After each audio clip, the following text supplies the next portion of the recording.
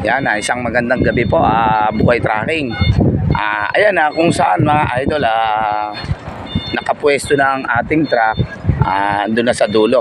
Yan, panoorin natin mga idol ang actual na paglo-loading ng mga 10-wheeler po, wing van cargo dito sa Milagros Coast Shipping Lines mga idol. Ayan, idol, batiin natin ang lahat ng mga crew o seaman ng MV Milagros, ayan, ng Coast Shipping Lines.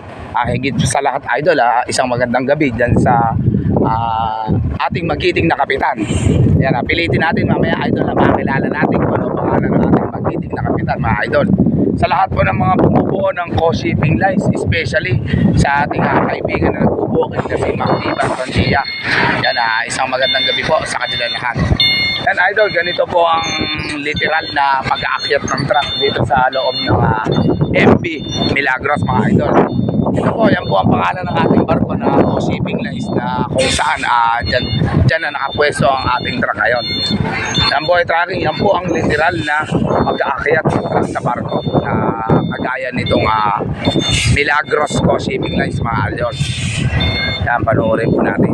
Shoutout po, isang ligtas na paglalakbay po sa gitna ng karagatan mga idol. Yan po, ganyan po ang literal na pagsasakay ng truck po o cargo rito po sa loob ng barko na Milagros Coast Shipping Lines mga idol. Yan, sa bandang gilid idol nakapwesto na tayo, kung saan kaliwat kanang gitna po, ayan, binabalanse po ng ating mga crew kung paano po isakay ang mga 10-wheeler cargo. Yan, kung mapapansin nyo idol, puro halos truck po lahat ang mga karga nito. Yan po, shoutout po sa lahat po ng mga crew, mga seaman po ng Milagros Coast Shipping Lines yan mga idol. Yan, ligtas na paglalayag po sa gitna ng karagatan mga idol. Yan, shoutout po sa kanila, mag-iingat po sila. Yan idol, yan po ang Milagros Coast Shipping Lines Masbate. Yan, binabati natin idol lahat ng mga crew o magiting na seaman. Yan, ligtas na paglalayag mga idol sa gitna ng karagatan.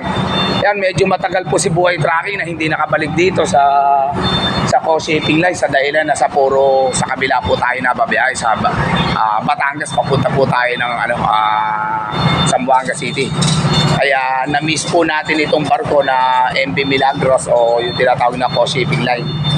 And mga idol, ganyan po ang pagsasakay ng tama at maayos ng mga truck dito po sa loob ng barko ng Milagros Coast Shipping Lines. Ito po idol, yan, nakapwesto na po yun sa atin sa gilid. Yan po. Ganyan po ang tama at ligtas na pagsasakay po ng truck dyan po sa gitna ng barko po. Nakabalanse po yan mga idol. Natapos na po yung gilid, sunod naman po yung gitna. Yan, gaya ng nabanggit natin, ganyan ang tamang pag-aayos po ng mga truck. Inaayos po mabuti ng ating mga crew. Shout out po at isang magandang gabi sa lahat ng mga seaman at crew po ng Milagros Masbate Coast Shipping. Yan idol. And ganito po, maraming salamat po sa lahat ng mga magigiting nating seaman at ganoon din sa ating kapitan ng barko. Ligtas na paglalayag po sa gitna ng karagatan ng Milagros Coast Shipping Lines mga idol. Yan, muli po pinakita sa inyo ni Buhay Tracking kung paano ang tama at proseso ng pag-aayos ng mga cargo sa loob po ng barko mga idol. Yan, ganyan po ang tamang pag-aayos. Nasusunod po ang mga crew o tinatawag nating seaman. Sa ganyang pamamaraan po mga idol, makakapaglakbay po tayo ng maayos at ligtas. Yan, maraming salamat po sa kanila mga idol. Yan po.